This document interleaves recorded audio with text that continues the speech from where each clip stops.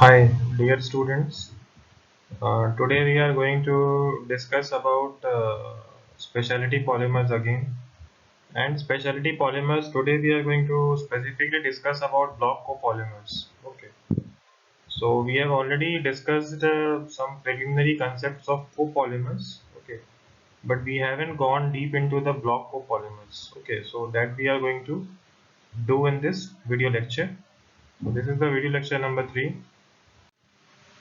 So what happens when we do copolymerization? Okay, so this term is itself very peculiar, that is also called as copolymerization. Okay, so copolymerization is actually polymerization of two or more monomers. Okay, so when polymerization involves only one monomer, it is called as a homopolymerization, and the polymer obtained is called as homopolymer. When it includes two or more monomers, it is called as copolymerization. Okay, some of the prime examples of copolymers are polyethylene copolypropylene. Okay, so two types of monomers are involved. So in this copolymer, ethylene and propylene. Then is polystyrene cobutadiene. Okay, it means two types of monomers are there. Sorry, one is styrene and another is butadiene. Okay, now this co basically stands for copolymer. Okay, means both styrene and butadiene are connected together. Next is polyvinyl vinylidene polyvinylidene chloride co-vinyl chloride. Okay, so two types of monomers are involved. Vinyl dichloride. Okay, and next is, so one is vinyl dichloride. Okay, and another one is vinyl chloride. Now, what type of copolymer is getting generated as a result of polymerization reaction? It depends upon the method of polymerization. Okay. Okay. So copolymers are of three types. Okay. Sorry for this. So copolymers are basically of three types. One is random copolymer, second is alternating copolymer, and the third one is block copolymer. If you see random copolymers, so here we are having two type of monomers, A and B. So both A and B are arranged in random fashion along the chain. Just see the chain. So both A, B, B, B, A, B, A, B, A, right? So the the sound with which I am pronunciating, it basically resembles that the polymer is having a random nature. The copolymer is having a random arrangement of A type of monomer and B type of monomer. Next is alternating copolymer. It means that monomer A and B are arranged in an alternating manner across the polymer backbone. Means it is like A B A B A B A B. Okay, it means that both A and B are arranged in alternating manner. Next is a block copolymer. So in block copolymer, this is the thing that we are going to discuss today. Only block copolymer. So block copolymer are peculiar. So here in block copolymer, both the monomers are in terms of a block. So this is a A block, this is a B block, and this is a A block again. So if you could see how many blocks we are having total of 3 blocks. This is block number 1, this is block number 2, this is block number 3. Okay, so this is a tri-block copolymer. Okay, or it is also called as terablock copolymer. So we are having one block of A, one block of B, one block of A. Now please make sure that there no B will be there in this block of A. When I'm saying block, it means it should have only one type of monomer. So in first block there will be only A monomers involved. In the second block there will be only B monomers involved, and in the third block we are having only A monomers involved, right? So this is a kind of ABA triblock copolymer. Okay, so again it again depends upon the reaction condition, it depends upon the temperature, depends upon the catalyst, it depends upon the initiator, and it depends upon the solvent that we use, that decides whether we are going to end at a block copolymer or alternating copolymer or random copolymer. Okay, so in this lecture we are not going to discuss about the first two, that is random and alternating copolymer. We are going to discuss only about block copolymer. So come to the definition of block copolymer. Okay, so block copolymer are a specific class of copolymer in which chemically distinct monomer units, okay, chemically distinct monomer units, sorry, okay, so chemically distinct monomer units are grouped in discrete blocks along the polymer chain. Now, different architecture of block copolymers, that is BCPs, can be configured into four types. One is linear, one is branched, okay, one is linear, one is branched. Branched is again divided into two types, graft and star type of polymer, and the last is cyclic block copolymer. Okay, now come and see the linear block copolymer. So first is, sorry, so first is what? It is a linear block copolymer. Okay, now it is called as a linear block terrapolymer. Why? Because see, there are three colors: black, you can see it here, red, sorry, black, then comes the red, then comes the blue. So it means that there are three blocks: one of black block, next is the red block, and next is the blue block, right? So it is a type of ABC polymer. Are you getting my point? Right. Next is a graft copolymer. Graft means what? There is one backbone, there is one black backbone. This is the backbone, and the blue one and the red one are grafted on the backbone. Right.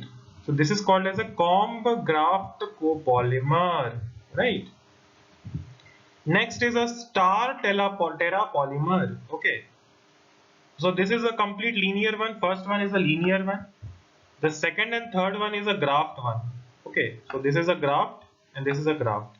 So you could see that it resembles a star shaped polymer. Star shape. So this is again a red block,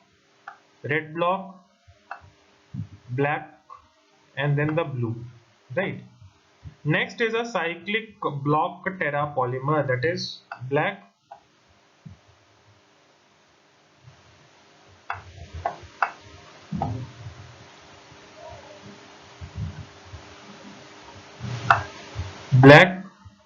blue, and red.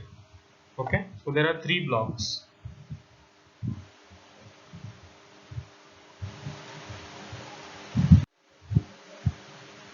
Now, the most unique feature of block copolymer is the unique ability to form nanoscale structure. Okay, so it is very easy for block copolymer to form nanoscale structure, and that is why it is used for many types of applications. By manipulating the molecular parameters such as, so second point says that by manipulating molecular parameters such as Flory-Huggins interaction parameter. Okay, we are going to discuss about Flory-Huggins interaction parameter maybe in forthcoming classes. the degree of polymerization and the volume fraction. Various morphologies including spherical, cylindrical, lamella and others have been revealed both experimentally and theoretically. Okay, so if you could see the number of publications, okay, so if you could see the number of publication as a function of years, okay, so you could say that as the year has increased, the total number of publication in the field of block copolymer has increased exponentially. Okay, so you could see that there is a very rapid increase in the number of publication in the field of block copolymer. Okay, and this data has been taken from Web of Science, that is 2017 Clarivate Analytics data. Now, before we go to the synthesis part, it is important to understand the different types of block copolymer. Okay, so the first is what? The first is AB die block, means there is one A block and then there is a one B block. Next is ABA and ABC tri block, means there will be one A block, there will be one B block, and then there will be a one A block. Okay, so there are only two different type of monomers. In ABC triblock, we are having three distinct type of monomers, A, B, and C. So there will be one big A block, then followed by a B, C block, then followed by, sorry. So in ABC, we are having a A block, followed by a B block, and then followed by a C block. Next is ABC tetra block, means here we are having here we are having four blocks, that is A block, B block, C block, and D block. Okay. Now last one is ABN multi block. So this is very peculiar and very typical. Okay, not found very common. So there will be a one big AB block of n number of monomers involved, and then there will be again AB block of n number of monomers, right? So this will be basically, it will be like, it will the type of AB. Okay, so it will be AB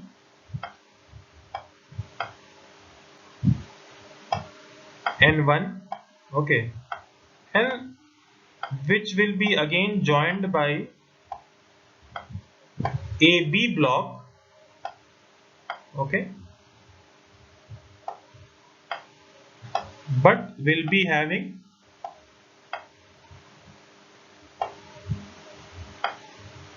N2. Okay, so are you getting my point?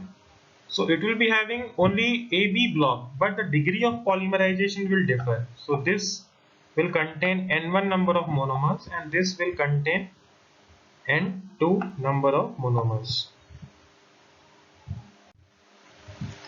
Now synthesis of diblock AB diblock copolymer. So when we are going to synthesize diblock copolymer, how we are going to do? So there are two methods that have been developed for the synthesis of AB diblock copolymer. So first method is sequential addition of monomers, right? So a simple additional polymerization can do the trick. So sequentially, if we are going to add the monomers, we can end up at a AB diblock copolymer. And the next one is coupling of two appropriately end functionalized chains. Are you getting my point? So second method is, so in the first step you are going to add both the monomer sequentially, means first you add A monomer and then you add B monomer.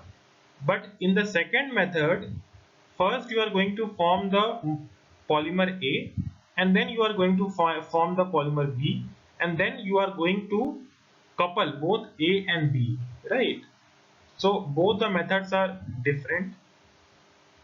Now how to synthesize a ABA tri-block copolymer? So it can be done by again three methods. The first one is the same as the diblock one, that is three-step sequential addition of the three monomers, that is A, B, and again A. Next is two-step sequential addition of monomers followed by a coupling reaction with a suitable difunctional linking agent. Okay, so next method is you are going to add sequentially two monomers, then followed by a coupling reaction with a suitable difunctional linking agent. Next is use of a difunctional initiator and a two-step sequential addition of monomer.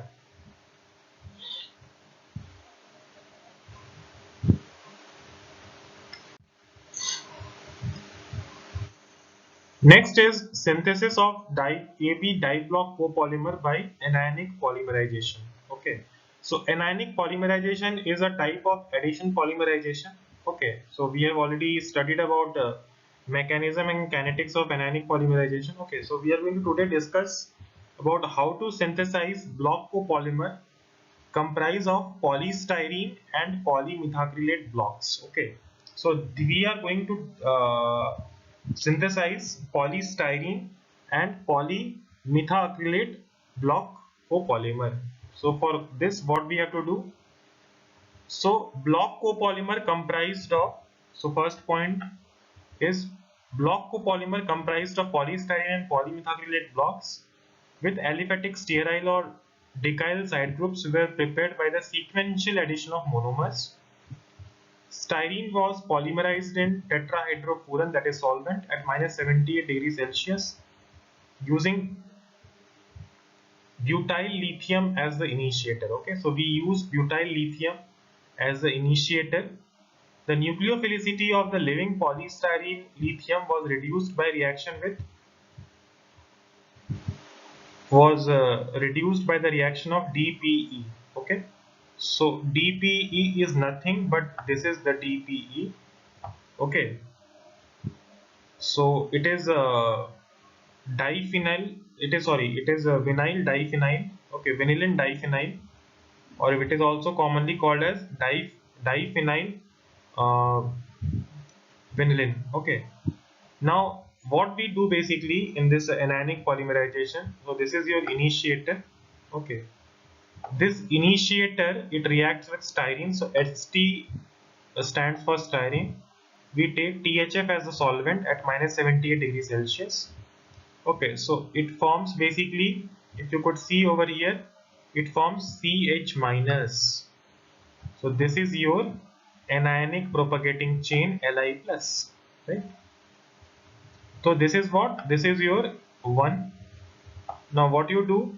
You to 1 you basically add DPE, that is vanillin diphenyl. Why you add this DPE? The nucleophilicity of the living polystyrene lithium was reduced. Okay, so this nucleophilicity of this CH minus will be reduced if we react with DPE. Again, we do the reaction in presence of THF at minus 78 degrees Celsius. Okay, so this basically acts as a linking agent. Okay, so if you could see, this acts as a linking agent. So it reduces the nucleophilicity, okay, of the growing chain. So the second structure was again reacted with our second monomer, that is methacrylate. So this was again our methacrylate, right? Okay, it takes place in the presence of lithium chloride, the reaction.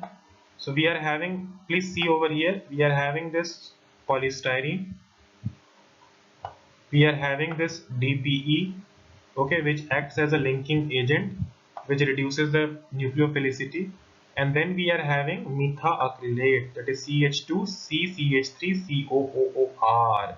Okay, so this is what? This is your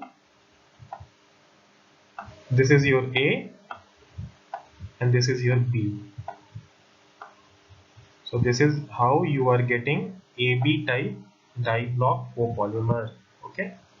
Now next is this third is reacted again in presence of methanol as a solvent, and then we get a this is the termination step. Okay.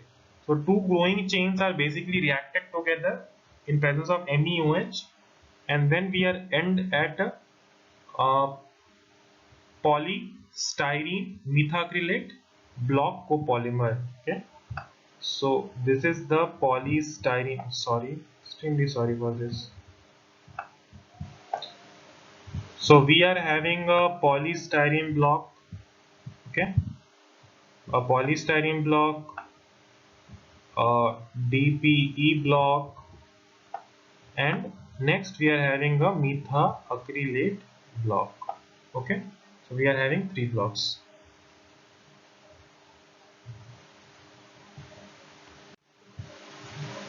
Next we are going to discuss about the synthesis of a tri-block terrapolymer. Okay, so tri-block means there are 3 blocks, and terrapolymer means it's a tri-block copolymer, so of the type ABA. So there are only 2 type of monomer involved, A and B, but it is a tri-block, so there are 3 blocks, one block of A, another block of B, another block of A, right? So it is like ABA type. Okay, so basically it is a poly 2-vinyl pyridine block polyethylene oxide block poly 2-vinyl pyridine. Okay, so we are going to synthesize this polymer with the help of anionic polymerization. So again, synthesis of initiator, the first step is that we have to synthesize the initiator, right? So what we do over here, that is butyl lithium. Okay, so S-butyl lithium is reacted together with potassium salt of butanol, that is butoxy potassium. Okay, or potassium butoxy, third potassium butoxy, it forms BUK. This BUK is reacted together with methyl benzene, and it forms benzene, that is C6H5CH2 minus K plus. Okay, now this is your initiator, and what kind of initiator it is? It is a kind of anionic initiator. Fine. This PEO stands for polyethylene oxide, P2VP stands for poly 2-vinyl pyridine. Okay, so this step is nothing but it is actually the formation of initiator. So in this way you are getting this initiator, right? So this is your initiator. So what are the reaction steps? First, we are going to form the initiator that we have already discussed at the top. Then we are going to add this initiator to the vinyl pyridine. Then we will add epoxy ethane. Okay, so epoxy ethane is going to give you polyethylene oxide, and vinyl pyridine is going to give you P2VP. Okay, the terrapolymer structure was prepared by the reaction of the leaving. So first you will add vinyl pyridine and then you will add epoxy ethane.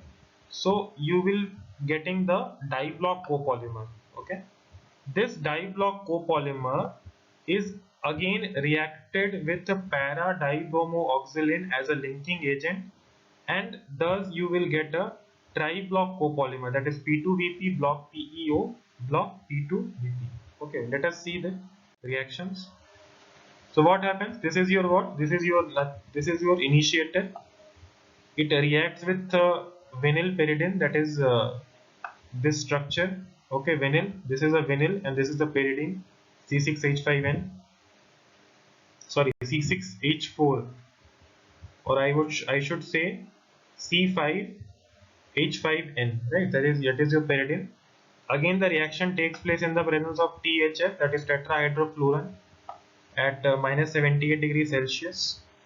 Okay,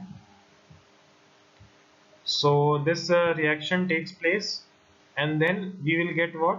We will get the block of P2VP. Okay, so in this way P2VP we are getting. Okay, this is your what? This is your initiator and P2VP. This again reacts with epoxy ethane. So this is what? CH2CH2 joined together with the help of oxygen, right? So at minus 78 degrees Celsius it again reacts, and thus it forms. So this is your, it forms a diblock copolymer. Okay, so if you see,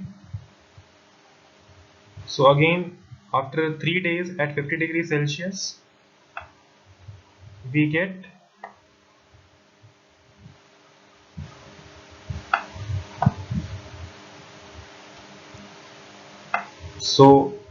P2VP PeO. Okay, CH2CH2O minus K plus. Okay, now this is not a terminating chain, it is a growing chain. So here you are getting a diblock copolymer, that is P2VP PeO copolymer. Okay, in the presence of methanol, you are ending up at a diblock copolymer, that is P2VP block PeO. Fine. Now here you are getting this diblock copolymer, but what will happen if you will take this growing chain? Okay, so this is the growing chain, right? When you react with okay, so this is your oxybromophenylene. Okay, so this is oxybromophenylene. So when you react this growing, so when you react this growing chain with this oxybromophenylene, okay, so this is your oxybromophenylene. Okay, so when you react it with oxybromophenylene, so in presence of this CSI, that is cesium iodide catalyst, at 50 degrees Celsius as the first reaction, and the second reaction you treat it with methanol. So in presence of these both reactions, it will form a triblock copolymer, that is P2VP block PeO block P2VP. So it is, what is this? This is your A, this is your B, that is PeO, and again this is what? This is your A.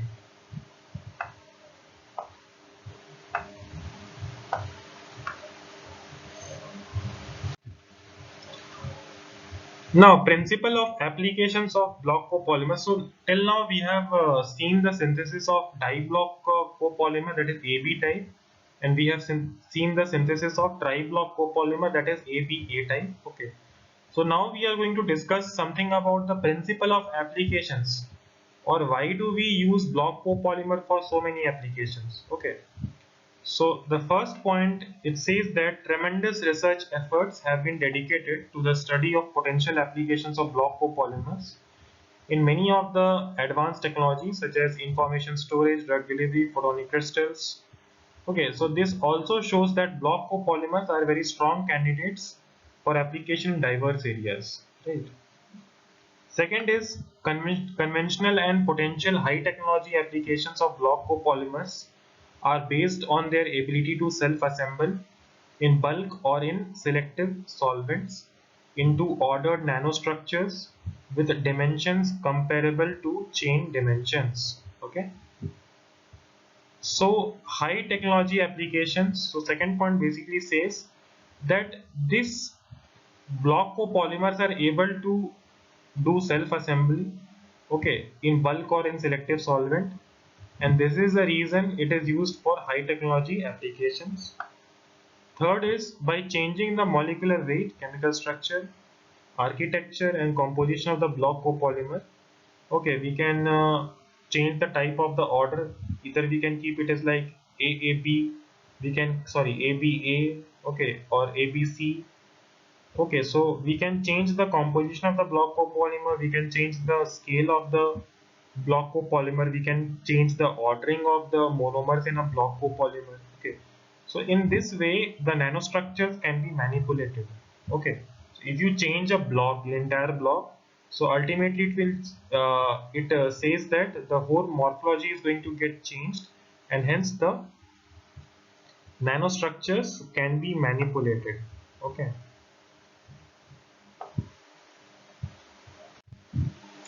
Now, what are the commercial and potential applications of block copolymers? So, the most important and popular application of block copolymer is their use as thermoplastic elastomers. These materials are so versatile that they can be used for wine bottle stoppers. They are used for jelly candles, outer coverings for optical fiber cables. They are also used as adhesives, and they are also used in artificial organ technology. Second most important or prime important application of block copolymer is used in drug delivery and it is used for drug release in target cells. So block copolymer of ethylene oxide with propylene oxide. Okay, so block copolymers such as PEO block, PPO block, PEO triblocks. Okay, they are actually very good candidates. Okay, so they are very good candidates for drug targeting using water insoluble anti-cancer drugs. Okay, so these block polymers are also used as drug target. Okay, or they are also used as carriers or nano carriers or drug carriers for anti-cancer drugs. Next is, by using the micelle forming ability of block copolymers, the recovery of toxic organic compounds from contaminated water can be achieved. Okay, so block copolymers are also used for water treatment, and it is also used for desalination and for many kind of separation application, particularly for contaminated water separation. Okay, or removal of toxic organic compound from contaminated water. So one of the block copolymer that is used for this purpose is uh, poly 2 cinnamoylethyl methacrylate block polyacrylic acid, that is PCEMA block PAA block copolymers are potentially used for this application.